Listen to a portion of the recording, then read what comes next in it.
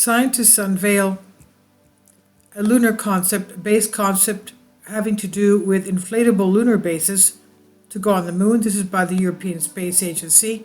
Now, the video before this one, we reported that China is going to do underground bases using the lava tubes, which are found all over the moon underneath the surface. They will be using those, reinforcing those, in order to protect themselves from solar and cosmic radiation and also the differences in temperature. So this is something different. They will have this above surface.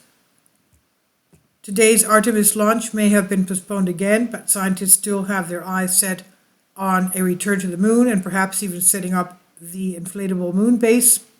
The idea may seem a little unlikely, but the prefabricated ultralight nature of such a concept would actually make them ideally suited for shipment and to install on the moon.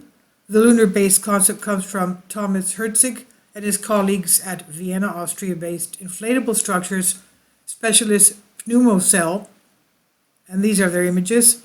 The firm has undertaken a system study of the design on behalf of the European Space Agency, the ESA, who commissioned it as part of their Open Space Innovation Platform.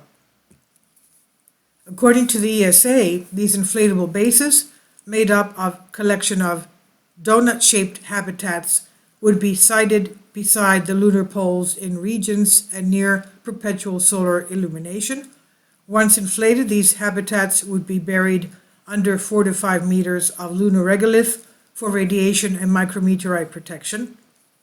Above each habitat, a truss holding a mirror membrane would be erected, designed to rotate and follow the sun through the sky.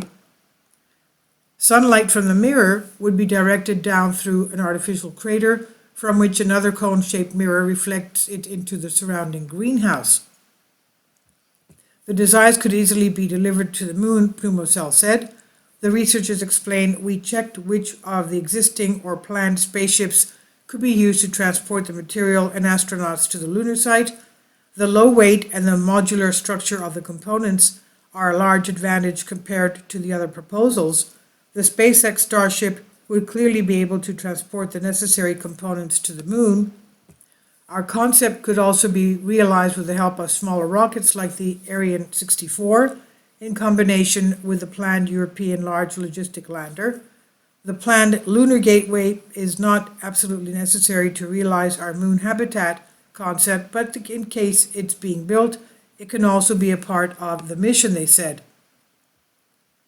Now, alongside allowing access to areas of continuing sunlight for power generation, illumination and agricultural purposes, locating the base near the lunar pole has other advantages.